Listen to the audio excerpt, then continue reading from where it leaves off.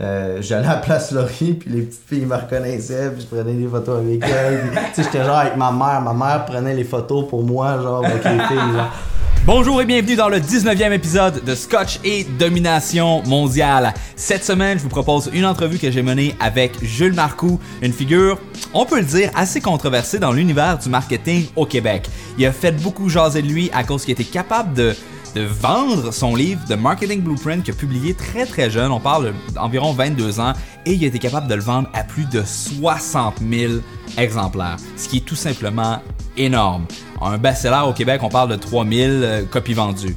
60 000, c'est beaucoup, et c'est ramassé sur la front page de Amazon pendant une journée. Et puis, il nous explique c'est quoi le rituel, le processus de rédaction de livres, et ainsi que ses différentes stratégies qu'il a utilisées pour être capable de mousser ses ventes et faire en sorte que ça devienne le succès que c'est devenu. C'est une entrevue qui est très très motivée de façon égoïste pour moi. Je ne sais pas si vous le savez, mais je suis en train de faire la mise en marché de mon livre Double ta valeur, et je trouve que c'est difficile de vendre un livre. C'est pas la chose la plus facile à vendre. Donc, j'ai vraiment posé des questions en me mettant à la place de quelqu'un qui, premièrement, veut écrire un livre. Donc, c'est quoi les trucs qu'on peut avoir pour être capable d'écrire un bon livre? Je partage également le processus que j'ai utilisé pour créer le mien. Et ensuite de ça, comment est-ce qu'on fait pour être capable de générer nos premières ventes? Il a mentionné que la première journée, il a généré quelque chose comme 4 ventes. Ça a été un flop total. Qu'est-ce qu'il a fait pour être capable de flipper ça de bord et d'être capable d'en vendre plus? Donc, j'espère que vous allez apprécier. N'hésitez pas à nous poser toutes vos questions et commentaires au latranchée.com/19. Et puis, bonne écoute. Je vous laisse sur notre entrevue avec Jules Marcoux. Bonjour et bienvenue dans un nouvel épisode de Scotch et Domination mondiale. Je suis présentement avec mon bon ami Jules Marcoux qui est descendu de Québec. What's up, Jules? Comment ça va? Ça va bien, toi? Yes, à part qu'il fait super froid à Trois-Rivières, mais c'est aussi froid qu'à Québec, mais c'est pas grave, il fait très froid. Ça fait froid, c'est la morale de l'histoire. Donc on est en train de prendre un scotch, de parler de domination, de nos plans de domination mondiale, comment est-ce qu'on va take over l'industrie du marketing et de la culture au Québec et partout dans le monde, pourquoi pas. Fait que la raison pourquoi est-ce que je t'ai amené sur le set de tournage qui commence à s'en venir, pas pire, on a rajouté des décorations. À chaque épisode, en fait, il y a du stock qui se rajoute. C'est incroyable. C'est vraiment le fun. Pour vrai, là, je suis vraiment impressionné comment t'es bien équipé. On aime ça. C'est important d'investir dans, le poil, ouais, et dans ta réussite, dans ton équipement, dans ton gear. Moi, je dis tout le temps, mettons que tu veux être podcasteur, mettons que tu veux être YouTuber, si tu veux être professionnel, investis dans des outils professionnels. Fais-le bien. Tu sais, fais-le bien. Tu sais, tant qu'à faire quelque chose, donne-toi.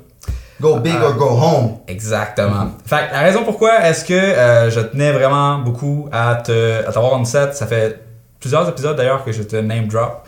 Ouais. Parce que je dis, il va falloir que j'aille Jules ici pour qu'il nous explique justement comment est-ce qu'il était capable d'utiliser le marketing d'influenceurs. À cause qu'il n'y a pas grand monde au Québec qui ont été capables de leverager les influenceurs avec autant de succès que tu l'as fait pour être capable de faire la vente de ton livre de Marketing Blueprint. T'en as vendu 60 000 copies sur Amazon. Puis même, pour revenir au livre, même en plus du livre, mettons, des produits comme Charbon Noir que j'ai marketé un bon moment, ouais, on a utilisé les influenceurs. Puis, oui, on va parler beaucoup plus du livre parce que j'imagine ton audience, c'est ça qu'ils veulent. Exact. Mais c'est tellement, les influenceurs, c'est tellement quelque chose que tu peux appliquer à tous les produits. Là, ouais. C'est incroyable. C'est ça. Définitivement, que tu vends, tu sais, comme nous, avec la couverture The Amazing Blanket, dans nos plans, justement, de donner ça à plein d'influenceurs, faire des vidéos, de réactions. On aurait dû en avoir une dans le live. dans le podcast, moi, je serais bien, là, ça enlèverait un petit peu mon anxiété. Puis... Mais là, je veux que tu sois stressé un peu, parce que je veux t'avoir à ton niveau de performance optimale, mais tantôt, je pourrais peut-être te mettre la couverture un peu. Super. Pour te détendre. Excellent. Post-podcast. Fait que oui, en fait, on va parler du marketing d'influenceurs parce que ça te permet de vendre quasiment n'importe quoi, mais ça dépend. Il y a des produits qui sont plus susceptibles aux influenceurs. Là, je sais pas, là, vendre des assurances, des hypothèques, ça peut être correct, mais c'est pas pareil qu'un produit, mettons, qui est... Moi, j'aime avec les influenceurs, j'aime beaucoup le price range de comme... Le 75$, la transaction à 75, 125, ou tu sais, dans ce coin-là, là, ça vend très bien, mais tout est relatif, c'est quoi, là? Ouais, ça dépend tout le temps de la campagne, c'est qui l'influenceur, c'est quoi la relation qu'il y a avec avec ses auditeurs, avec son audience. Mais c'est du mainstream, tu sais. Mais ouais, définitivement. Ben, sûrement qu'il y a des influenceurs de niche, là. Ouais. Plus que ton marché est gros, surtout en anglais, on va pouvoir en reparler. La raison pourquoi que je veux qu'on parle principalement du livre, c'est parce qu'il y a plein de monde sur la tranchée, il y a plein de monde sur ma mailing list qui veulent écrire un livre. Ça fait longtemps qu'ils y pensent, qu'ils se disent « Mauditement, j'ai tout le temps voulu écrire un livre, je trouve pas le temps de le faire. Est-ce que ça pourrait être quelque chose qui serait, un, financièrement intéressant, deux, ça ressemble à quoi le processus, la démarche? » Parce que, tu sais, quand tu l'as jamais fait, tu sais pas où débuter. Tu sais pas, OK, c'est quoi, je fais juste sortir un document de texte, je commence à écrire mes idées, comment ça marche? Fait qu'on va pouvoir parler de ça aussi. Et puis, c'est ça ce que j'allais dire. Fait que t'en as vendu 60 000 copies. Là-dessus, il t'est revenu combien? Juste pour braguer un peu. T'as le droit de braguer. Quand c'est vrai, t'as le droit. Ben, tu sais, s'il y a beaucoup d'investissement. Moi, j'aime ça. Mettons le revenu brut, là. Ben, moi, je parle jamais de combien moi j'ai fait avec ça. Mais j'aime parler de comment Amazon ont fait avec ça. Non, mais tu sais, si tu le vois comme une business, mettons une business qui fait des milliards et des milliards, c'est pas ça qui reste dans leur poche. Le revenu généré par Amazon, c'est 1,2 million. C'est 1,2 million. US. OK. C'est fucking gros. Non, c'est super bien, mais au bout de la ligne, tu sais, il te reste pas beaucoup de ça. Puis, on en parlait avant de devenir, d'entrer sur le podcast. C'est du brand building, tu sais, au bout de la ligne. Même si tu feras pas nécessairement des millions avec ton... Mais tu es capable de vivre sur tes revenus de livres pendant plus qu'un an, j'imagine? Oui, c'est sûr. Mais tu sais, au bout de la ligne, ce que je veux dire par là, c'est que ça t'amène des revenus, tu sais. Faut que tu le vois comme ton livre va t'amener des revenus, tu sais, des upsells. Tu vas pouvoir vendre plus de services de consultation. Tu peux vendre un deuxième livre après un e-book, un abonnement à quelque chose. Tu sais, je veux dire, au bout de la ligne, c'est très brand building, mais oui, c'est sûr que j'ai été capable de vivre de ça. Puis c'est encore c'est un revenue stream qui est... Mais je pense que si tu veux être auteur, si tu veux vivre de ça, ça peut pas être ton seul revenue stream, je pense, à mon avis. À moins que tu t'écrives le nouveau Harry Potter. Ouais, parce que c'est comme dans n'importe quoi. Mettons, dans le domaine culturel des acteurs, il y a comme quelques noms au Québec qui sont vraiment bien payés. Puis la plupart des autres, ils sont payés correct, mais ils sont pas comme on pense qu'on voit, parce qu'on a comme le survivor bias, où ce qu'on voit, mettons, juste les grosses compagnies qui font des millions et des millions et des millions, on se dit qu'on aimerait ça être entrepreneur, sauf que ce qu'on voit pas, c'est le cimetière rempli de personnes qui ont laissé leur chemise, tu sais. Je pense que c'est la même chose aussi. Oui, puis je pense que, tu sais, quand tu lances un livre, quand tu lances un produit comme ça, que tu vas, on parle d'influenceurs, tout ça, ça se peut que ça marche pas pendant un certain moment, mais ça veut pas dire que ton produit est mauvais. Tu sais, faut pas tout le temps le prendre personnel. Puis tu sais, faut que tu persévères. Anyways, on est dans la motivation. Tout ça pour dire que t'étais mal à l'aise et que tu voulais pas dire combien que t'as fait avec ça. Non, mais c'est juste... On va faire un segue vers autre chose. C'est quoi le processus de création d'un livre? Moi, j'aime cultiver le mystère, c'est pour ça que je veux pas en parler. Ouais, c'est comme... le mystère de pourquoi est-ce que t'as un kit de Noël présentement, c'est parce qu'on a enregistré cet épisode de podcast... Le 25 décembre. Le 25 décembre. On est le 15 on est le 15 juillet, tu sais. Don't trust us, we're marketers. Ouais, fait que, ok, on va faire une mise en contexte. Donc, quand t'as commencé à écrire le livre, t'avais, je pense que c'est 20 ans, c'est ça? Ouais, 20 ans. Ça t'a pris combien de temps à écrire? 6 mois. 6 mois, et t'étais où dans la vie à 20 ans? J'étais, bon, rapidement, faire un petit background d'où que je sors, tout ça. J'ai fait de la musique depuis que j'avais 16 ans.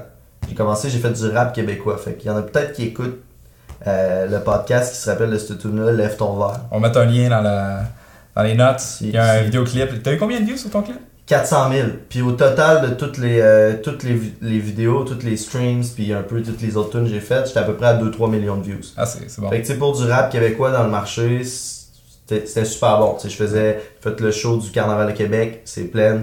Saint-Jean-Baptiste encore sur les plaines, des shows un peu dans toutes les villes de Québec, puis tu sais, j'allais à la Place Laurier, puis les petites filles me reconnaissaient, puis je prenais des photos avec elles, tu sais, j'étais là avec ma mère prenait les photos pour moi, genre, avec les filles, là. Puis tu sais, c'est là que j'ai appris un peu, j'ai pas appris le marketing, mais c'est là que j'ai été en contact avec le marketing, parce qu'au bout de la ligne, tu peux faire de la musique, mais si personne l'écoute, ouais. Tu sais, ça sert à rien. Fait que, tu sais, au bout de la ligne, j'ai commencé à apprivoiser Facebook, puis YouTube, puis la pub YouTube, puis un peu comment je market ma musique, faire des flyers, faire du merch, tu sais, tout ça. Puis c'est un peu, tu sais, j'ai appris ça sur le tas avec la musique. Puis là, après, je me suis un peu tanné de faire juste la musique, puis je voyais pas qu'il y avait nécessairement le marché carrément pour un peu m'épanouir là-dedans. Fait que j'ai décidé de commencer à faire des événements dans les bars. Puis là, après ça, j'ai fait un pool party au Hilton, aux Zones Laurier, tu sais, d'Agobert, tu sais, des places comme ça. Puis là, c'était carrément du marketing pur et dur. C'est comment t'amènes du monde dans la baraque. Fait que, tu sais, peu Facebook, faire des promoteurs bien traiter tes promoteurs dans le bar pour qu'ils mettent leurs photos de profil, pour qu'ils amènent leurs amis, pour qu'ils, tu sais, faire des pubs Facebook, faire des pubs Instagram, un peu ça commençait, tu sais, tout un peu ça, tu sais. Fait que là, je me suis dit, ok, si j'ai fait du marketing avec ma musique, j'ai fait du marketing avec les bars, tous les réseaux sociaux un peu, je pourrais peut-être essayer d'aider des business. Fait que là, j'ai commencé à aider des business, puis j'étais allé voir le propriétaire du bar, lui, il connaissait un resto, puis tu sais, il connaissait des business de même. Travailler pour plein de business de même pour les aider avec leurs réseaux sociaux. Puis après, j'ai commencé à travailler avec des clients comme Twitch, le DJ d'Ellen DeGeneres. Okay. Resto à Montréal, sinon il y avait Tabou, à Québec, Slow Cow. Puis là, j'avais beaucoup de clients, puis je voulais monétiser ça. Puis j'ai commencé à me bâtir une audience, puis là, j'ai sorti le livre. Puis c'est ça. Fait que à 20 ans, j'étais là, c'est ça. Puis tout ton livre, tu l'as fait en anglais? Ouais. Toi, t'es francophone de base, sûrement que tu t'es amélioré en anglais over time, parce que là, ton audience, c'est juste en anglais, fait que tu parles souvent en anglais. Ouais, exact. Comment tu t'es senti, justement, de faire ton livre en anglais? Ça a dû être un challenge, ça a dû quand même être assez difficile. Très dur. Très dur, je te dirais. Très jeune aussi, ça m'a poussé. Je suis pas allé à l'école, je dis pas que dans la vie, il faut pas que tu ailles à l'école. Mais ça m'a poussé à apprendre par moi-même incroyablement, de tout un peu apprendre le marketing sur le tas. Puis, je me suis toujours un peu senti comme, pas un imposteur, mais tu sais, tu te dis... Puis ça, c'est un problème, faut pas que le monde qui veut écrire un livre, faut pas qu'il se sente imposteur, parce qu'il n'y a pas de bon moment pour écrire un livre. C'est là, tu comprends? Puis je me disais, pourquoi moi, à 20 ans, qui ai fait un peu de marketing, je pourrais écrire un livre? Fait que je me suis dit, ok, ben, pour contrebalancer ça, je vais aller chercher des sources, je vais faire des études, tu comprends? Fait que c'était un peu comme si je faisais une thèse d'université, mais pour moi-même, puis au lieu de payer, ben je me faisais payer pour la faire, tu sais. Donc ça, c'était le côté entrepreneur en moi. Mais en anglais, c'est très dur, mais je pense que c'est de bien s'entourer, tu sais, s'entourer de quelqu'un qui parle anglais, qui peut réviser ton texte, tout ça, puis tu sais, au bout de la ligne, c'est ça. Puis le choix de l'avoir fait en anglais versus en français, c'est-tu motivé par une raison particulière ou c'était juste une préférence personnelle? Ben, c'est quand j'ai commencé à bâtir mon Instagram, mon audience sur Instagram, j'étais dans la niche de marketing, puis à Québec, tu peux probablement me confirmer ça. Il n'y a pas beaucoup d'influenceurs, peut-être à part toi, mais tu sais, il n'y a pas beaucoup d'influenceurs. Je suis un petit influenceur, mais... Ben, t'en es un! J'en suis un. Tu sais, je veux dire, puis autre chose, faut pas oublier, les influenceurs sont pas juste sur Instagram. Ouais, non. Ils sont sur Facebook, ils sont sur YouTube, ils ont leur email, ils sont à la radio, ils sont à la TV, ils sont partout. Mm-hmm. Ils marchent dans la rue puis ils crient, c'est des influenceurs. Mais tu sais, non, mais il y a tellement de médiums. Mais la plateforme que moi j'ai exploitée au début, c'est Instagram. Puis les influenceurs dans le marketing, dans le business, ils étaient beaucoup en anglais. Puis j'étais ambitieux face à mon livre, fait que je me suis dit, bon, ben, allons-y. C'est quoi tes attentes? Ben, quand j'ai sorti mon livre, j'avais 30 000 followers. Puis je me disais, sur 30 000 followers, si j'en vends, mettons, 10% de ça, ça va être 3 000 copies. Fait que là, je fais comme, ok, nice. Je lance mon livre, première journée, 4 copies de vendues. Là, j'étais comme, wow, ok. C'est là que tu réalises, c'est tellement tough de faire sortir la carte de crédit à quelqu'un plus qu'on pense. Ouais. On pense que parce que tu as un bon produit, parce que tu le sors, parce que tu as fait un pre-buzz, parce que parce que c'est toi, puis tu sais que tu te trouves bon, ou tu trouves ton produit, ou tu as investi beaucoup de temps, puis tu as mis beaucoup d'efforts, le monde, ils sortent pas leur carte de crédit, tu le sais très bien, à cause de ton effort. Non. Ils s'en foutent tellement de ton effort, tu sais. Fait qu'au bout de la ligne, je te dirais, mes attentes étaient très hautes. Au début, ça a été très dur. Mais après ça, les ventes ont surpassé mes attentes. parce que j'ai décidé de continuer, tu comprends? Fait que c'est ça. Parce que c'est une chose de faire en sorte que la personne, elle clique sur j'aime, elle clique sur follow, qu'elle laisse son adresse email, mais quand c'est le temps de mettre son numéro de carte de crédit, t'es bien mieux de répondre à un besoin ou à un désir que cette personne-là elle a, qui est concret, qui est réel, qui existe chez la personne. Likes don't pay the bills. Sales exactement. No walk again. Puis, exact. Puis tu sais, au bout de la ligne, faut que tu vois tes followers, tes likes, tout ça. Faut pas que tu les vois comme... Oui, c'est un accomplissement. Puis oui, c'est une plateforme incroyable. Quand tu as beaucoup d'abonnés, quand tu as beaucoup de personnes sur ta email list, c'est tout... C'est une audience que tu as. Ouais. C'est un accomplissement, mais faut que tu en fasses quelque chose, tu comprends? Fait qu'au bout de la ligne, c'est ça. Je divague, je sais pas. C'est pas grave. En fait, là, tu avais 30 000 personnes, tu as fait ton lancement. Les ventes étaient un peu décevantes. On va venir dans quelques instants sur comment est-ce que tu as fait pour les faire exploser. Mais avant ça, on va parler de tout ce qui est le processus de création. Parce que là, on a skippé par-dessus ton 6 mois là, où tu as fait ton livre. Ouais. Fait que tu avais ton idée de livre, tu t'es dit, moi, je vais commencer à écrire sur le marketing parce que je vais me développer dans ce marché-là. Ouais. Tu t'es mis à écrire. 6 mois plus tard, le livre était fini. Comment ça s'est passé pour la... t'as parlé de sources, d'études, de ton plan. Où tu l'as écrit? T'étais-tu dans un notepad? Comment ça marche? Ouais. Je te dirais 5... Je l'ai écrit pendant 6 mois. Puis 5 mois de temps de cette écriture-là, je l'ai écrit à l'intérieur de ma tête. Tu procrastinais? Ça dépend ce qu'on considère comme de la procrastination. Si tu l'avais jamais écrit, ça aurait été de la procrastination. Ouais, non, c'est ça. Si tu as écrit 8 livres dans ta tête et tu les as jamais mis sur papier, tu peux pas dire que tu écris des livres. Ouais, non. Mais les 5 premiers mois, ça a été penser à comment je l'enligne, faire mes recherches, faire un plan, un bon plan. Puis après, le dernier mois, c'est let's go, tu t'écris sans arrêt. T'sais. Mais quand tu as un bon plan, je pense que la première chose, la plus importante que je dirais à quelqu'un qui veut écrire un livre, ça serait fais-toi un bon plan. Fais comme si tu écrivais ton livre en bullet points. Ouais. Fait que tu te dis, ok, ça, je vais parler de ça, je vais parler de ça. Là, tu te fais une structure. Là, après ça, tu es capable de te dire, tu fais tes chapitres. Tu fais comme ta table de matière. Exact. Puis ta table de matière t'aide à écrire le livre. Puis après, tu es capable de te dire, ok, pour cette section-là, tu mets tes sources, tu mets des liens intéressants pour parler. Des statistiques, des histoires à compter. Exact, tu sais, plein d'affaires. Puis là, après ça, une fois que tu as un bon plan qui peut prendre longtemps, c'est correct si ça prend longtemps à faire ce plan-là. Faut juste pas que tu le postpones, mais tu sais, c'est correct de prendre son temps pour le plan. Mais une fois que tu as une bonne structure, une bonne table de matière, tu as des bons liens, des bonnes recherches autour de ça, ben, ça s'écrit un peu tout seul. Ouais. Parce que tu sais tellement clairement ce que chaque chapitre, ce que chaque section tu vas écrire, qu'après, les mots sortent tout seuls. Ouais. Mais ça, c'est quand t'es dans le flow. Ouais. Quand t'es bien, puis que les choses vont. Moi, je me rappelle, le livre de ta valeur, la dernière partie a tellement été pénible à écrire, là. Dans le sens que je venais d'écrire comme 200 pages, j'étais épuisé, j'étais tanné, tu sais, un moment donné, je sais pas si toi ça t'a fait ça, mais j'aimais plus mon livre. J'étais comme, je détestais, je m'aimais pas d'avoir pris ce projet-là comme en charge, parce que moi, quand je commence quelque chose, faut que je le finisse. Là. Je peux pas juste abandonner ça, parce que je l'écrivais sur Google Doc, puis les gens de la tranchée pouvaient voir en live quand j'écrivais, puis qu'est-ce que j'écrivais. Fait que là, ils me voyaient écrire une phrase, ils me voyaient effacer, ils me voyaient écrire une autre phrase, ils me voyaient effacer des paragraphes au complet puis recommencer. Puis je pouvais juste comme pas arrêter. Puis je me rappelle, le dernier, là, il m'a pris comme quasiment 3 mois. J'écrivais peut-être 500 mots par semaine. J'avais de la misère.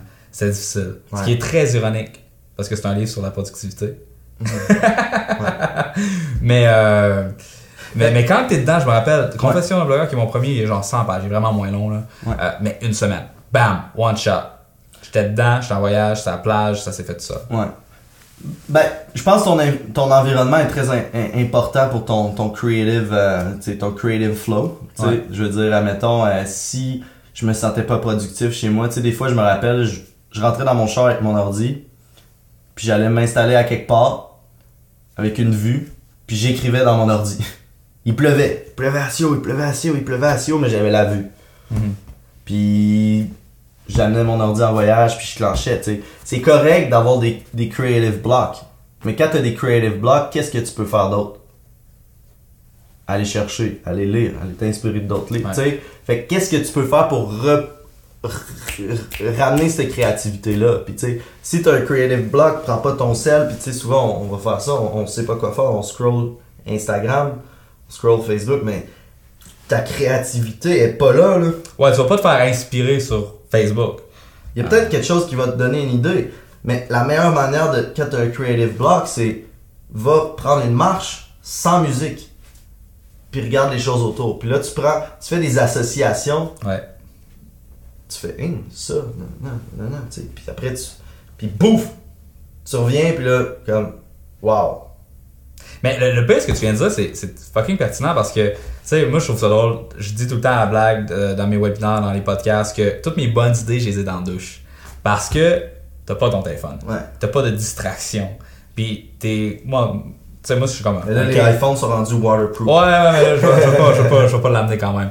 Mais moi, ce que j'ai trouvé qui m'a vraiment aidé, là, pour ceux qui sont en train de vouloir essayer d'écrire un livre puis qui ont peut-être justement ce problème-là, ça a été de lire d'autres livres, de décanter sur ces livres-là, et puis de dire ton 3 heures de rédaction à place, là, fais-toi 2 heures de livre, 1 heure de podcast, puis ensuite de ça, c'est quand tu dors, c'est quand tu fais rien, que les liens se créent dans ta tête, puis ensuite de ça, tu vas avoir des idées. Mais là, prends un papier et un crayon, prends-les en note, ces idées-là. Ouais. Puis fais ça pendant peut-être 1 mois, puis ensuite de ça, tu vas avoir ça va débloquer assez facilement. Puis souvent, le monde, ils se disent, mais je veux pas copier un autre livre. Mais tu peux pas réinventer la roue si tu veux réinventer la roue. Ouais. Non, mais tu sais, il faut que tu parles de quelque chose. Puis, je veux dire, au bout de la ligne, de toute manière, si tu prends des autres sources, puis tu t'inspires de d'autres sujets, je veux dire, de un, ça back ton sujet, puis de deux, ça t'aide à avancer, mais de toute manière, cette information-là, elle va passer par ta tête, puis elle va sortir d'une autre manière. Fait que, tu sais, je veux dire, faut pas que tu aies peur de ça, puis... Mais de toute façon, en tout cas, on va parler dans le thème du marketing, puis de la non-fiction business. T'as comme 50-60 histoires à succès qui sont reprises par tous les auteurs dans un angle différent pour que tout le monde puisse prouver leur point à leur façon. Tu sais, dans mon livre, j'ai pris Andy Grove, qui était le CEO de Intel, pour prouver un point, mais j'avais pris cette histoire-là dans un autre livre qui utilisait cette histoire-là pour comme donner un exemple d'autres choses. Mais chaque histoire va porter pas juste une leçon. Tu as plusieurs leçons que tu peux détacher, mettons, de Steve Jobs ou de Bill Gates. Mais c'est sûr que Steve Jobs, on commence à être un peu tanné. T'as comme 8 livres qui ont le même nom. Mais puis ils apportent tous un point de vue différent avec des réflexions différentes. Clairement. Puis de toute manière, même si ça serait carrément pareil, le style d'écriture va faire que ça va être rafraîchissant à lire.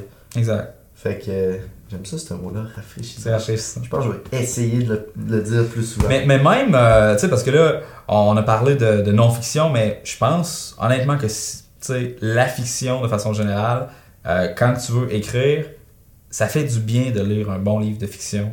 Ça va t'aider dans tes tournures de phrases, dans ton storytelling. À cause qu'un bon livre de business, c'est pas un livre qui va te domper des stats. C'est pas un livre qui va genre te dire OK, ben faut que tu fasses ça, ça, ça.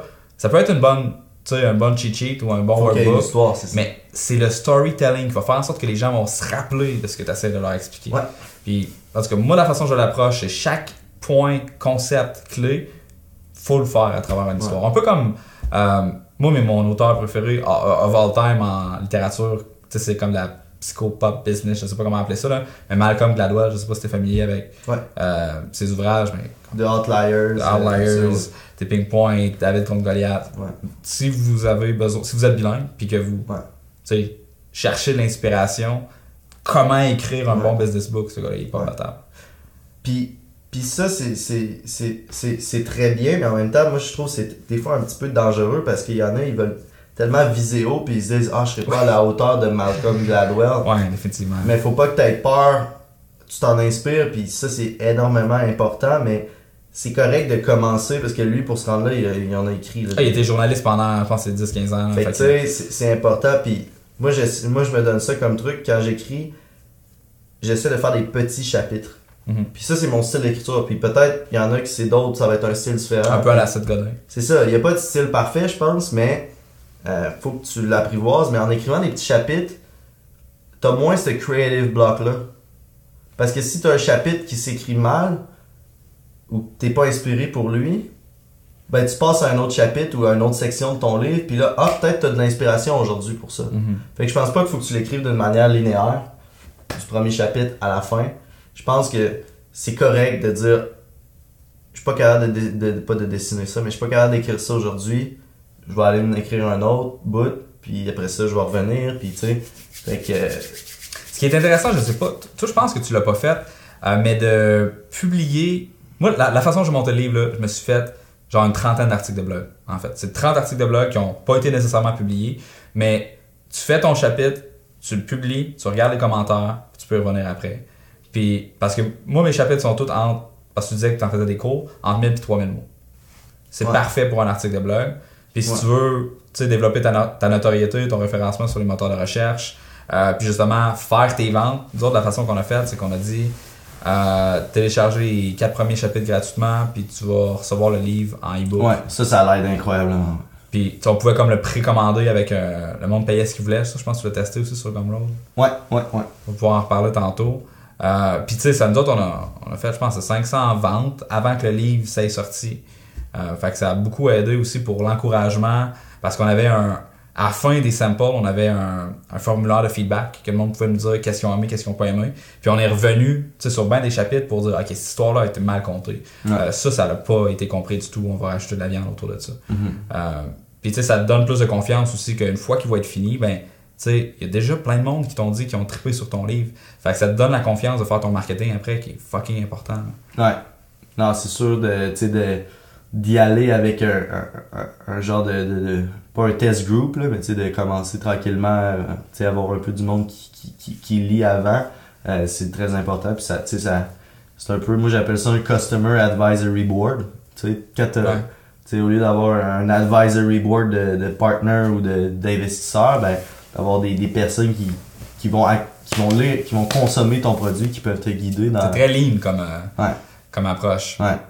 Fait que pour rapper ça, donc toi t'as été self-publish, parce que là, on a comme fait un espèce de 15 minutes où on parlait des roadblocks de créativité et du processus d'écriture. Je suis sûr que ça va intéresser beaucoup les gens. Ouais. Toi tu t'es fait self-publish, ça veut dire que tu t'es dit, moi j'ai pas envie de me casser le basic à faire un pitch à un éditeur, ça se peut qu'ils me disent non pendant 5 ans puis finalement j'écrive jamais mon livre. Je vais prendre les choses en main, je vais l'écrire moi-même de A à Z, je vais le faire éditer, je vais le faire corriger, je vais faire mon design, la mise en page, tout seul. Et ensuite de ça, tu as été sur CreateSpace, qui est une compagnie d'Amazon, pour être capable de faire ton livre on demand. La façon que ça fonctionne, c'est quelqu'un qui l'achète, les autres, ils le print. Il print, il ship. Il ship, tu reçois une royauté. À la fin du mois. That's it. That's it. Aussi simple que ça. Fait que c'est pas compliqué en fait de faire un livre, ça. C'est pas compliqué. Faut juste l'écrire. Faut l'écrire. Ensuite de ça, faut le vendre. Faut le vendre. Mais c'est une fois que tu le publies, là, la job commence là. Ouais. Tu sais, écrire le livre, ça peut te prendre 6 mois, mais après, mettons que c'est 9 mois, là. Tu sais, c'est un bébé qui est mis au monde, là. Puis après, là, l'élever, là, ça va prendre 18 ans, 20 ans, 25 ans, 30 ans. Mais un livre, c'est pareil. Ça a un time-lapse de comme 30 ans, 40 ans. Il y a des livres, là, ça fait 150 ans, 200 ans, là, puis ça se voit encore. La Bible, tu sais, je veux dire, sans rentrer là-dedans, mais je veux dire, incroyablement, tu sais, fait que je pense que la job commence quand tu publies ton livre, puis il faut que tu y donnes l'attention chaque jour. Fait que, tu sais, puis ce livre-là, il va te suivre toute ta vie, fait que, tu sais, c'est ça, le gros de la job n'est pas dans l'écriture. Fait que tantôt, t'as dit que t'avais 30 000 personnes qui te suivaient sur Instagram, ce qui est déjà très bon. La plupart du monde n'ont pas 30 000 personnes. C'est ça. Fait que t'as eu 4 ventes avec ça. Ce qui est un peu décevant, je pense. Je pense pas qu'on peut se faire un... Parce que pour en vivre, j'étais en train de faire le calcul, j'étais comme, ok, pour en vivre, il faut que j'aille, puis là, je sors ma calculatrice. Ok, il me faut 30 milliards d'abonnés. Selon le ratio. Ouais, c'est ça, j'étais comme, ok. Ton taux de conversion est à travailler un peu, là. Ouais. T'avais-tu les swipe-up, les stories dans ce temps-là, non? Non, c'était vraiment pas. Ouais. Non, maintenant, ça... C'était l'ancien logo d'Instagram, t'avais pas les stories. sais, c'était comme... Tu sais, des fois, ça évolue vite, là, mais on se rappelle pas, là, Instagram dans ce temps-là. C'est comme, des fois, je scroll down, là, puis je regarde, j'avais des screenshots, j'avais posté sur Instagram, c'est comme... Ouais, c'est pas pareil du tout. Pas pareil du tout. Mais tu sais, le fait, des fois, que ça prenne du temps, ça t'amène une croissance qui est, justement, sustainable, tu sais. Fait que c'est pas nécessairement mauvais si ça prend du temps, tu sais. Ouais, définitivement. Ça te crée des bonnes bases.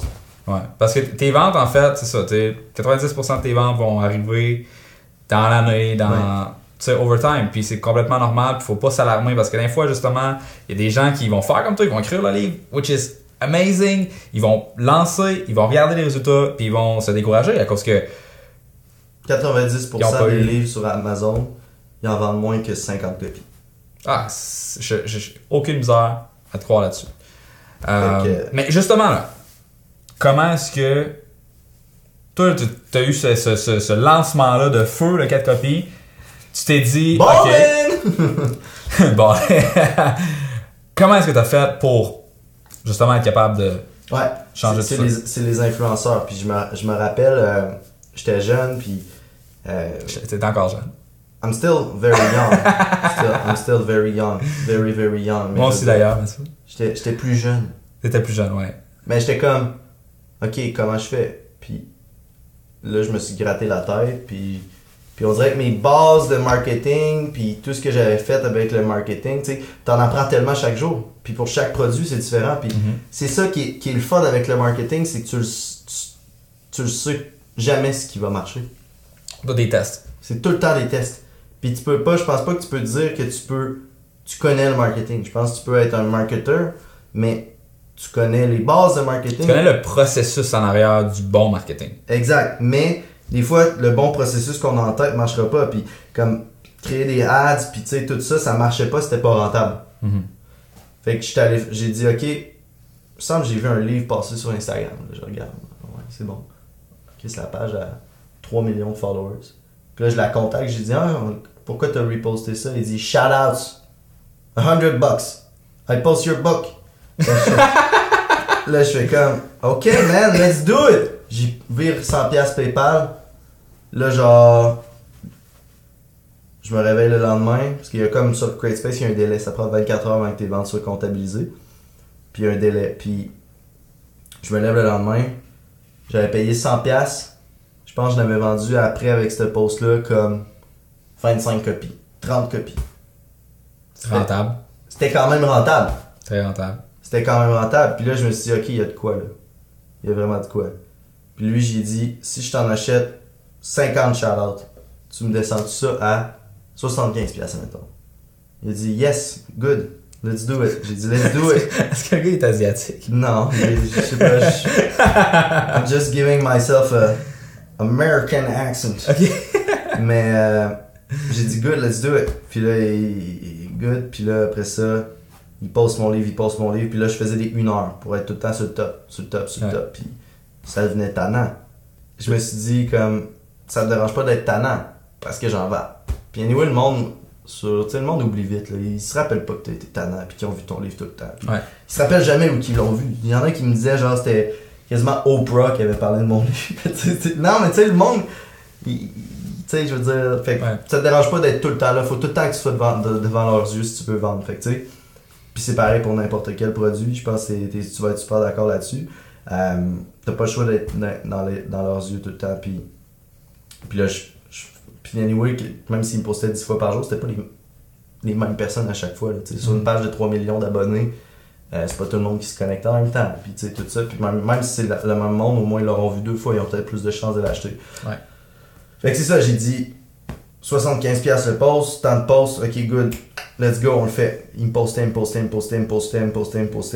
Là après ça, je t'avais essayé une autre page, je postais, là une autre page, pou. Là des fois il y avait comme 10 pages en une journée qui me postaient comme 20 fois par jour. Puis là je me lève un matin encore, puis il y avait des pages plus rentables que d'autres. Puis tu sais, je trackais, puis je testais, puis à la fin de la ligne, ben c'est ça, j'ai continué de plus travailler avec les pages que je sais que ça vend plus, puis que l'audience est plus intéressée, puis c'est pas sorcier, je pense. Des fois on complique le marketing, mais tu sais, je veux dire, si tu prends ton téléphone, puis tu réussis à vendre 20 copies de ton livre par jour en appelant le monde, ben t'as pas besoin d'un marketing plan ça d'épais. Fait continue de faire ça, tu sais. Fait qu'au bout de la ligne, je me suis pas trop cassé le bicycle. Puis j'ai gardé ça très simple. J'ai vu que les influenceurs, ça marchait, ça vendait. J'ai juste boum, leveragé ça. Puis ça a pas si pire vendu jusqu'à date. Là. Mais ça a pas si pire vendu. Non, mais c'est fou. C'est fou le nombre de copies potentielles encore qui est possible de vendre. Tu sais, quand tu vois aux States des marketing books comme en arrière ici, t'as The Art of War, t'as The Laws of Power, The Subtle Art of Not Giving a Fuck. I like this. Ok, The 4-Hour Body. T'as-tu le 4-Hour Work Week? Ouais, that's it. Boom. Oh, ouais. Lui, c'est genre 10 millions de copies. Ouais. C'est beaucoup de livres, ça. 60%. 60 000 copies, c'est quoi? C'est 6% de ça? Ouais. Même pas. On est bon en calcul mental, hein, on va le dire à la caméra. En tout cas, bon en marketing, bon avec la calculatrice. C'est soit 0.6 ou... C'est pas beaucoup, tu sais, dans le sens qu'il reste un gros marché pour ce type de livre-là. Puis c'est pour ça que je pense sur 20 ans. Ouais. Parce que, puis je veux en écrire 15, puis j'ai d'autres produits de marketing que je sors, puis tu sais, mettons, Charbon Noir que je parlais tantôt, justement la business, qu'on travaille avec des influenceurs aussi, puis ça a super bien marché, vendre beaucoup de produits en ligne, tu sais, c'est comme, faut que tu sortes des produits sans arrêt, mais tes produits, tu peux les vendre pendant 20 ans. Mm-hmm. Fait que puis il y a une question que je me demande, fait que là, toi, tu t'es dit, t'as vu que ça fonctionnait la vente de livres avec les influenceurs. Fait que t'as mis le pied sur le gaz, dans le fond, t'as tout acheté ce que tu pouvais acheter dans ce domaine-là. Puis ensuite de ça, je suppose que l'algorithme d'Amazon, à un moment donné, est venu t'aider là, à vendre plus de copies, à cause que, je veux dire, eux autres, ils ont vu une bonne vélocité au niveau de tes ventes, ils ont vu que c'est un produit qui vendait bien, t'avais des bons reviews. Fait qu'ils t'ont sûrement proposé. T'as-tu accès aux statistiques de ce côté-là? Ou... Pas vraiment. Okay. Mais vraiment. Maintenant, est-ce que tu vois... Amazon, eux autres, sont comme c'est leur data. Puis c'est pour ça aussi que c'est avantageux, je pense, de travailler avec eux parce que ils ont pas peur d'investir énormément pour m'aider. Tu comprends? Mm-hmm. Puis je pense même qu'ils ont peut-être perdu de l'argent. Dans quel sens? Ben, ils ont peut-être perdu de l'argent à vendre mon livre. Puis parce que, admettons, first of all, ils l'impriment, ils le ship, puis ils le mettent en rabais des fois. Puis c'est pas moi qui décide le rabais, mais moi, ma royauté, ils la laissent la même chose. Et bien, s'ils vendent le livre 30$ ou 20$, puis ma royauté, mettons que c'est 15. OK. Puis qu'ils décident de le mettre en rabais à... Moi, un bout, mon livre, je le vendais 22 US. Puis il était à 14. OK. Fait que tu te faisais plus de royauté ou quasiment autant, tu sais... C'est moins que 14 que je fais de royauté. OK. Mais still, il fallait qu'il l'imprime, Puis après ça, il envoie des email blasts. Ça leur fait pas nécessairement. Ça coûte pas cher, mais il envoie des email blasts en envoyant du monde s'ils ont consulté quand ils étaient logués avec leur compte Amazon. Ils envoient du remarketing.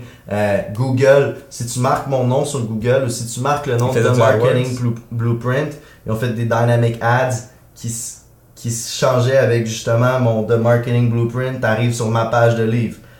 J'ai déjà vu mon livre sur Facebook, une ads d'Amazon qui a fait une pub. Puis c'est pas moi qui a créé. C'est eux qui se pendaient pour ça, tu comprends? Mais c'est parce que de leur côté, ça peut faire du sens, parce que la personne, elle va... Tu sais, c'est rare qu'elle va juste acheter un livre. Exact. T'es rendu sur Amazon, tu vas faire comme, tu sais, je vais me prendre un humidificateur d'air avec le livre de marketing, avec... Exact. Puis c'est la beauté je trouve, de travailler avec des plateformes comme ça, c'est que eux autres, ils ont une base de clientèle incroyable, puis quand tu réussis à t'intégrer dans les ranks, des best-selling ranks, ou, tu sais, comme une fois, j'étais number 1 dans la section marketing. C'est cool. Ça, c'était le fun. C'est Amazon.com en plus. Amazon.com, pas .ca.com. C'est huge! C'est huge. C'est huge. T'es vraiment dans cette journée-là, ça a dû être assez... Huge. mais c'est ça. Non, c'est... Mais c'est ça. Puis là, si tu cliquais sur le Amazon homepage, il disait que j'avais, puis je l'ai testé. C'est pas parce que c'était me retargetait moi, là, je l'ai testé avec d'autres ordi, d'autres mondes qui sont jamais allés, puis j'ai essayé avec du monde aux States qui connaissaient pas mes trucs, puis je leur demandais, va donc sur Amazon, checker. Tu sais, j'allais quasiment sur Omegle, genre les sites, tu peux parler à des inconnus pour genre leur demander, est-ce que tu vois mon livre sur Amazon? Mais tu sais, parce que t'as dû avoir la misère à le croire, là, je veux dire. Ben oui, mais t'arrivais sur la homepage Amazon, pis c'était genre recommended books in business, puis genre j'étais là. C'est cool ça. Ça c'est super cool. Puis j'espère qu'il a fait un print screen. Ouais. Mais haters will say it's Photoshop. mais tu sais, tout ça pour dire que quand tu crées un engouement sur ces plateformes-là, Amazon te recommande à leurs anciens clients qui ont déjà acheté des livres de business. Tu sais, t'apparais, puis tu t'infiles dans une catégorie. Puis tu sais, je pense que c'est cool de tu sais, fait tout ça pour dire que oui, t'as moins de tracking que si ça serait ta propre boutique, but still, ils te poussent incroyablement, ils t'aident. Fait que je pense que c'est... Moi, je crois beaucoup à vendre sur des marketplaces de même parce que ça vient avec une base de clientèle incroyable déjà. Tu sais. Ouais, c'est cool ça. Puis c'est ça. Nice. Et puis, toi, y es-tu aussi en Kindle ton livre? Ouais, Kindle. Puis je pense il est aussi sur Barnes & Noble. Ok. Mais je pense que tu as essayé de le vendre toi-même via Gumroad. Aussi. Je suis curieux parce que, en fait, c'est moi qui t'avais dit, man, vends ça sur Gumroad, tu gardes 99% ou genre 93%. Ouais. Ça donnait quoi finalement? Ça a-tu été intéressant? Je l'ai vendu à peu près sur Gumroad, je te dirais 5-6 000 copies. Quand même. C'est bien. Ça, c'est tout dans tes poches. Là. Ben non, parce que ce que j'ai fait pour vendre sur Gumroad, c'est qu'eux autres, ils ont un système d'affiliés. Okay. Incroyable. Fait que je donnais jusqu'à 70% à des pages Instagram, encore avec des gros nombres d'abonnés pour qu'ils postent. Puis eux autres, vu qu'il y avait 70%, tu livres à 10$, c'était comme 7$, ils disaient ok, je le poste. Ok. But still, quand tu vends sur Gumroad, tu as l'email de ton client. Ouais. Fait que moi, j'étais comme, ok, ben je fais 3$, je paye pas de pub. Ok, fait que tes 60 000 livres vendus, t'as pas les adresses. Aucun email. Ah. Sauf que, mais il y a beaucoup de monde qui m'ont follower sur Instagram que je suis capable de convertir. Ouais. Comme ma liste, mettons, ma liste d'emails est à peu près à 20 000 emails présentement. I'm working on building. C'est très bon. Building it sur mon blog. Puis là, ça, cette année, c'est quelque chose que je vais beaucoup. JulesMarcoux.com. Mais. Il va y avoir un lien. I'm a marketer. Mais c'est comme le gars. T'as-tu déjà vu le truc à PGA? Que genre. Tu sais, tout le monde est silencieux quand il frappe, genre. Ok. Tu sais, quand au golf. Ouais. Tu sais, tout le monde est silencieux, là. Ok. Puis, le gars, j'ai trouvé ça tellement smart. TV, là. Le plus gros PGA Tour, là. Finale, tout, genre. Ah, qui vient charler son. Fireball Whiskey! Puis là, Twitter est devenu en feu, man. C'était genre, what is Fireball Whiskey? Oh, shout out to this guy who yelled genre Fireball Whiskey, puis genre, leurs ventes ont fait ça, genre. Ah, ok, c'est drôle. Moi, je trouvais ça incroyable. Mais tout ça pour dire que les emails, on revient, les emails, je pense que c'est ça. Sur les 60 000, j'en ai pas, mais c'est un sacrifice que t'as d'avoir Amazon qui t'aide pour le marketing. Ouais.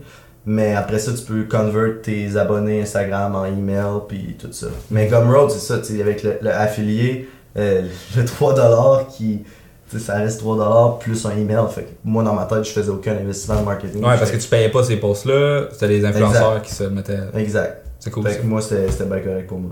Ah, c'est le fun, ça. C'est définitivement quelque chose que je pense que je vais l'essayer. En fait, nous autres, on a pris Gumroad pendant un certain temps. OK. Là, on a switché sur Thrivecart, qui coûte 700$ one shot.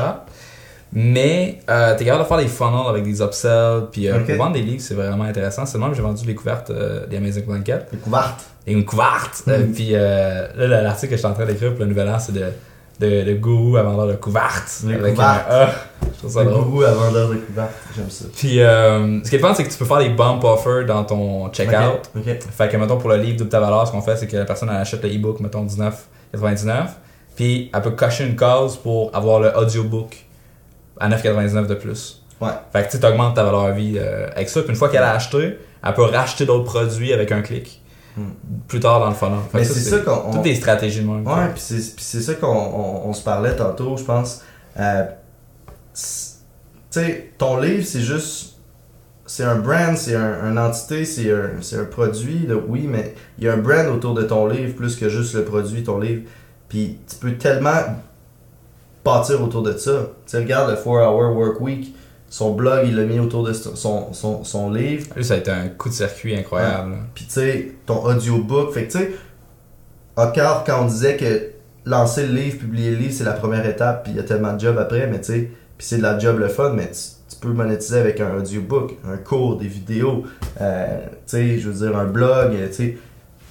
Il n'y a pas de limite autour de ça, puis c'est ça. Ouais, c'est ça qui est ça. Fin du podcast. Ok, merci, bye!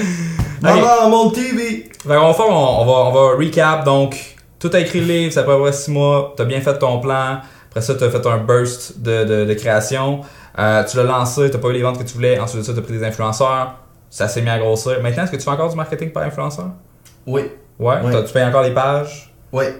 Pour mon livre ou pour les projets avec lesquels je market? Pour ton livre, juste pour ton livre? Pour mon livre, oui. OK. Encore. Puis t'as Facebook Ads, ça convertit... C'est tough pour les livres. J'ai essayé puis c'est vraiment tough. Surtout quand Amazon te donne pas la conversion. Ouais. Ça, c'est tough. Pour savoir combien t'en as vendu suite à tes ads. C'est tough. Puis quel ads. Parce qu'il y a aussi des règles la seule manière que j'avais trouvé, c'est de créer un affiliate. J'ai un compte d'affilié d'Amazon. Puis je suis capable de créer des tracking codes. Puis genre, je voulais me créer des ads. Mais Facebook veulent pas que tu advertises. Fait que tu sais, faudrait que je crée des landing pages pour chaque. Mais là, tu sais, c'est comme. Tu parles de la conversion sur la landing page. Ouais, c'était pas optimal, disons. Ouais. Fait qu'au bout de la ligne, je sais pas. Mon livre, c'est vraiment pas les Facebook ads qui drive ça. J'essaie plus de. Mais je vais peut-être pouvoir booster avec Facebook ads un article de blog. Puis sur mon article de blog, à la fin, tu sais, tu comprends, j'essaie plus une vente sur je suis beaucoup dans le brand building, dans mes trucs, puis tu sais, puis je pense pas que je suis le meilleur en marketing dans les connaissances techniques de beaucoup d'affaires, mais je pense que c'est important d'essayer les affaires, puis au bout de la ligne, je vois que si je me crée une audience, puis en tant que produit, puis en tant que brand, si tu te crées une audience, après, les gens vont s'intéresser à tes produits. Au lieu de leur pousser dans la gorge, c'est comme beaucoup de ads essaient de faire. Parce qu'il y a tout le temps une espèce de dichotomie au niveau du marketing. Genre, t'as le brand marketing, t'as le performance marketing. T'as le marketeur que lui, ce qu'il regarde, c'est le ad spend puis le coût par conversion. Ouais. Puis qui va être très comme technique, analytique. Puis t'as l'autre qui va être plus, ok, on va construire une histoire, on va construire une image que quand les gens ferment les yeux puis qu'on dit ton nom, à quoi qu'ils pensent. Puis qui est plus sur l'awareness. Mais le brand building, les deux travaillent ensemble. Oui. Mais j'essaie de pas être myope. mais c'est important parce qu'un marketeur qui est uniquement, moi je veux rejoindre le plus de gens possible puis qui a aucunement ses yeux, ses objectifs, mais c'est la meilleure façon de flober tout ton budget marketing. Les deux, faut qu'ils marchent ensemble. Exact. Mais c'est comme si pendant 2 heures dans ta journée, faut que tu te mettes un chapeau où ce que là t'es comme là je vais être un poète puis je vais inventer une marque. Puis après ça tu t'enlèves ton chapeau, puis là, tu mets tes lunettes de nerd. Puis là, tu es scientifique. T'es un scientifique fou qui teste. Des éprouvettes, puis... Ouais. un sarrau blanc. Parce que ce que je me suis rendu compte, c'est que quand tu as une bonne brand, ton coût par conversion est ridiculement plus bas que quand tu startes avec une brand que les gens connaissent pas. Fait être capable d'avoir l'adresse courriel, être capable d'avoir le like, être capable d'avoir le numéro de carte de crédit des gens. Ta like. S'ils te connaissent, s'ils te font confiance, la moitié de la job est faite. Ouais. Mais c'est ça, puis quand je te disais j'essaie de pas être myope, c'est que des fois c'est facile maintenant avec toutes les données de tracking qu'on a de se dire quelque chose marche pas. Mais oui, c'est important de savoir, puis des fois c'est vrai que quelque chose ne marche pas, mais c'est de se dire, moi c'est de même que je le vois, peut-être que j'ai pas raison, puis peut-être que tu sais, tu comprends, faut être humble avec le fait que, puis chacun a son style, mais des fois j'essaie d'apprendre à plus tracker tout, mais des fois tu te dis ce qui marche, ce que je fais aujourd'hui va peut-être avoir une influence sur de quoi d'autre qui va faire que ça marche plus, qui fait que sur 1 an, ça va avoir un impact, tu comprends? Ouais. Ton ROI est pas instantané. C'est correct. Ouais, c'est ça. Puis admettons que demain matin, je fais une pub, puis j'investis 100$. Puis là, je fais une autre pub, j'investis 100$, mais à l'autre pub, je mets 50% de rabais. C'est sûr, je vais vendre plus avec le 50% de rabais. C'est sûr. Mais est-ce que ça va aider mon brand à long terme? Pas nécessairement. Ça risque d'inuer, en fait. C'est ça, exact. Puis l'autre pub, je vais peut-être faire fuck, ça vend pas tant, mais still, ça va être bon à long terme, puis ça va être sustainable. Tu comprends? Ouais. Fait que j'essaie. C'est pas brûler. J'essaie de bâtir tout le temps dans tous les projets, je travaille des bases qui sont plus. Puis c'est comme avec AltGo que je travaille présentement pour faire le marketing. On s'est acheté des billboards à Québec, ces autoroutes. Ouais. Il y en a gros, moi je les vois tout le temps. Présentement, quand t'arrives à Québec, c'est ça que tu vois. On a placardé la 20. Ouais. Puis c'est comme, puis la 40 aussi. Mais le monde se dirait, comment tu tracks ça? Mais tu le tracks pas. Mais tu le sais, t'as confiance en ton brand que nous, notre audience, c'est des madames qui prennent leur auto puis qui sont intéressés par les billboards. Puis quand ils voient le billboard, ils se font, c'est pas juste une fraude en ligne. Ça rajoute de la crédibilité, ça rajoute comme ça. Après ça, quand tu t'en vas les chercher avec un autre channel, la vente est plus facile. Exact. Mais c'est comme, mettons, il faut que tu regardes partager quelque chose sur t'sais. Facebook. Ouais. Puis, ensuite de ça, la personne, elle a vu ta pub, peut-être qu'elle a cliqué sur ton article pour lire ton blog, mais elle a pas acheté. Puis ensuite de ça, plus tard, elle se fait retargeter avec une pub. Dans ton système, dans ton Google Analytics, ce que Google va te dire, c'est que c'est ta dernière pub qui a fait de la conversion. Ou que c'est parce que la personne, elle t'a cherché sur Google, puis là, c'est du direct qui a fait de la conversion. Ouais. Mais c'est pas le direct qui a fait de la conversion. Parce que ça a été assisté par ton premier post. Fait que c'est vraiment difficile de... C'est pour ça que dans le analytics, là, des fois, ok, moi, mettons, je regarde mes pubs Facebook, je fais comme, man, on dirait que je paye trop cher pour mes leads. Je l'ai fait cette année, j'ai droppé mon budget Facebook de 50%. Puis à cause que j'ai fait ça, là, pendant 3 mois, j'ai mangé mes bois. Les ventes étaient pas là. Pourquoi? Parce que il y a 3 mois, j'ai droppé de 50% mon budget de pub Facebook. C'est du long terme. C'est drette. Puis tu sais, il y en a peut-être... On l'avait fait aussi, même principe, chez Voyage à rabais. On disait que ça coûtait trop cher pour nos ventes. Fait qu'on s'est dit, ben là, on va... Parce que chaque dollar qu'on dépense pas en pub, c'est comme un dollar de profit qu'on a right now dans nos poches. Fait que là, on va être plus profitable pendant quelques mois pour, après ça, avoir un désastre à dealer dans 3 mois. Tu veux pas faire ça. Puis c'est comme ton audience, je pense qu'elle va aimer ça. Tu connais-tu Tom Fishburne? Il s'appelle le marketing cartoonist. OK. Et lui, il fait des dessins. Puis son dernier dessin, il y avait l'autre jour, j'ai lu une compilation de tous les meilleurs dessins de 2017 qu'il a fait. Puis il y a un des dessins, c'était comme... C'est un petit, genre, un mini BD de à peu près 5-6 blocs, mettons, qui ont tout... Puis là, c'est un gars qui est dans son char, il entend une radio d'une paire de souliers. Puis là, il pense à la paire de souliers. Puis là, après ça, il est à la télé, il voit, genre, une superstar sexy avec la paire de souliers. Puis là, tu vois les cœurs, puis genre, tu sais, comme... Il voit la paire de souliers, puis il est genre, wow, il y a des cœurs dans les yeux. Puis là, après ça, il ouvre le journal, il voit la paire de souliers. Puis là, tu le vois, après ça, dans son lit, qui pense à la paire de souliers. Il dort, il pense à la paire de souliers. Puis après ça, tu le vois sur son cell, il y a la paire de souliers avec le bouton Buy It Now. Puis là, il clique, il achète.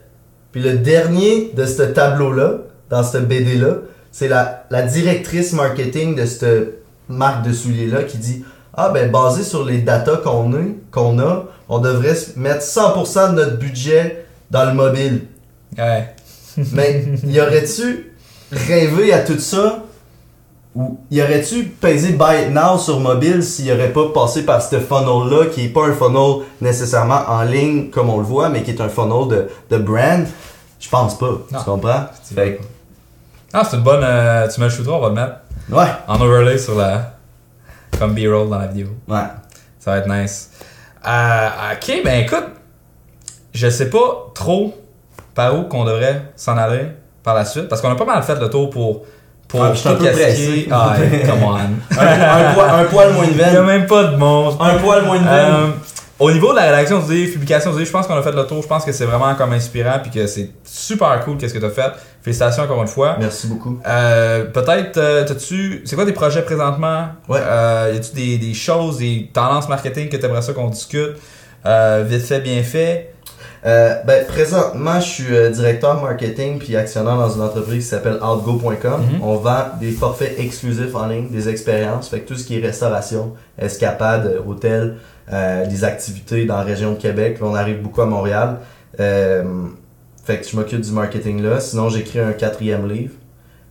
Puis je veux vraiment travailler mon hub, ma plateforme julesmarcoux.com.